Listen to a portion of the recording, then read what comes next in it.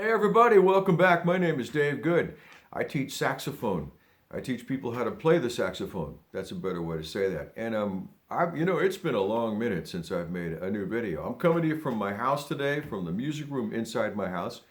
Normally, I'm out in the garage, in Dave's garage, where the band meets and where I conduct most of my lessons. But it's just a little bit more comfortable. Kind of a rainy day out here in San Diego. And if you're in San Diego, ever in this area, in the La Mesa area, East County, where all the cool music happens, stop by for a lesson, all right?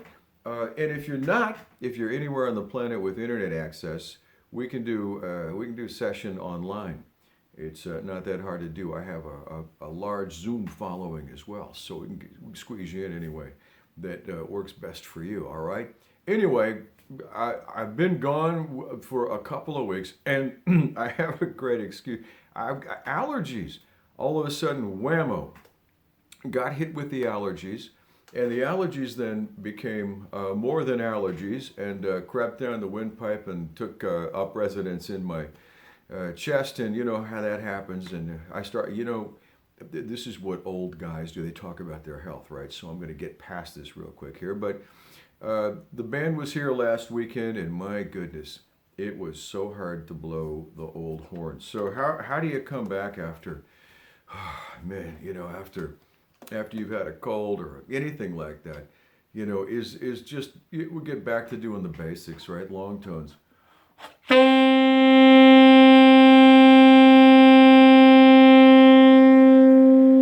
Man, I huffed and puffed all through that session. Well, the upside of that is that with COVID starting to back off and musicians feeling a lot more comfortable about coming over, we've had some real good people in the garage. Rich Wiley on guitar came by. We had many of the members of the Shenanigans band have been in and out of the garage. Mark Burkich on harmonica. And I'm looking forward to many more sessions all, through the month of May. We're going to take 2 weeks off. My dog has got to get some teeth pulled. Yes.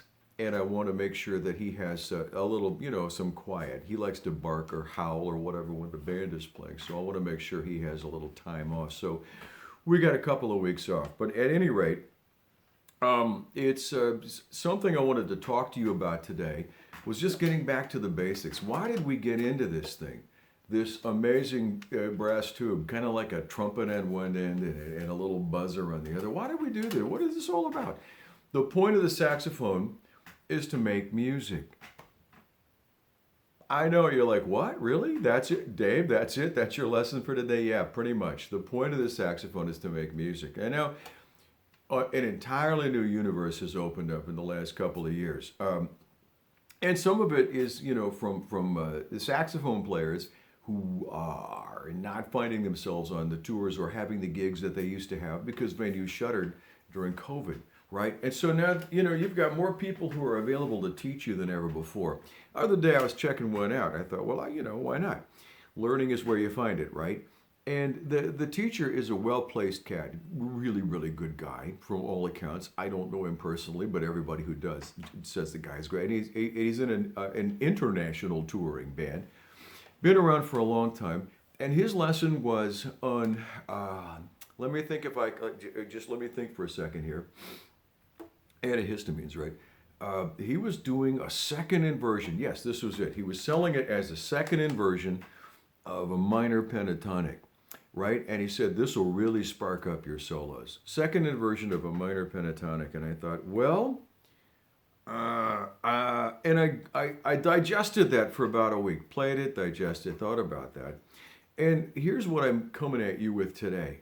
It takes us, all of the lessons that are on YouTube, and there are so many of them, are basically technique based, right? They're about how to play a bebop scale, or I'm exaggerating, but you know what I'm saying. You look up and there's always some new thing. There's like a new thing that you could learn that's guaranteed to kick your soloing up into high gear. All right, and I think this assumes that you're an advanced player. For all my advanced players, that's kind of a neat thing, maybe to learn, technique, things like that. but it takes you away, if you're an intermediate or perhaps an emerging sax player, from the act of making music. The point is, how do you use this stuff? That's the whole thing. How do you, you've got to be sitting there at home going, well, I've mastered this, right? How do I put this into my solo? And last night it all came to, all the chickens came to roost last night. There's an expression for you. The chickens came to roost. Well, one of my students said, an E diminished seventh came up, in a solo. And he said, I've been practicing these diminished scales all week. I don't know how to put them into a solo. And I thought, yeah, that's kind of it. How do you use this information? And the bounty of it that's on YouTube takes us away from the one thing, which is that we got into this to make music. Whether you were a kid or an adult or whatever, you got one of these things to make music, not play really bitchin' riffs. Well, okay, maybe you did get it to play really bitchin' riffs, but the idea was you wanted to play some music along with that as well. All right? I hope. At any rate, how do you incorporate these ideas? How do you make music with a saxophone is often left out of the equation, all right? The mothership is the song, right? Okay, well, just the part that you could, the melody, the part you can hum, the copyrightable part, the melody. And of that, the chords that support that melody, the chords, all right? Now, what are the notes that are in that chords? We'll call those arpeggios, all right? Arpeggio is a fancy word that means chord tones separated, okay? And if you don't know those, you're kind of up the creek. It's really hard to be a musician if you don't know the chord tones, all right? It's hard to make music if you don't know those. So if I were to ask you right now to arpeggiate anything in any major scale, arpeggiate any major chord, C major, B major, F major, G major, can you do it? If you can't, let's get cutting on this stuff. And I'm just talking maybe three notes, the 1, the 3, and the 5, all right? You could do the 7 if you'd like. You can go all the way to the 1, 1, 3, 5, 1, which is the octave. I don't care what you do as long as you got the 1, 3, and the 5. Can you do those? Well, let's think about that. And I know it's very basic, and I know it might be very ordinary, and it might be below where some of you are at, but it's just so good to know the majors and then the minors, of course. Oh, gosh, yeah. 1 flat 3 5, 1 flat 3 5. So vital to making music. And why am I harping on it? Because that's what changes. When you think about, I'm going to play the changes. Well, what is that? The chord change? Well, sure, the chord changes, but you're not a piano player. You're a single note instrument player. And that's what you're going to be playing. Those are your changes. The chord tones change in each of the arpeggios. The chord tones change in each of the chords, okay? This may seem, like I said, like, come on, I already know that, Dave. But a lot of you don't. And a lot of you are looking in this new world, this new YouTube world, which is freaking incredible, right? Everything is on there. A lot of people have learned how to play just watching YouTube videos. I learned how to fix my Jeep watching YouTube videos. I learned how to clean my pool watching YouTube videos. Come on, you can learn just about everything on YouTube. But the problem with it is there isn't a person sitting there who's observing you, listening to you, and monitoring your progression, right? And left to our own devices, it's kind of like, ooh, look over here. Ooh, look over there. Ooh, look over here. Ooh, here's the latest. Oh, no. And that's kind of how that's how any of this works. Got to come up with new stuff all the time to keep the audience interested, right?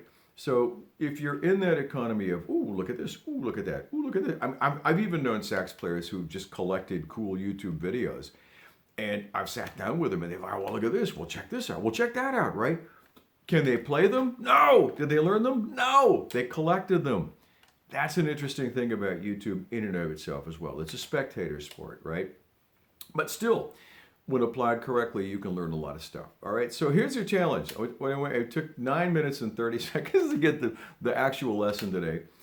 Here's the challenge. What I want you to do is think seriously about just playing chord tones. Pick a 1 and a 5, a 1 and a 4, or a 4 and a 5, right? How about an F dominant into a G dominant, right? And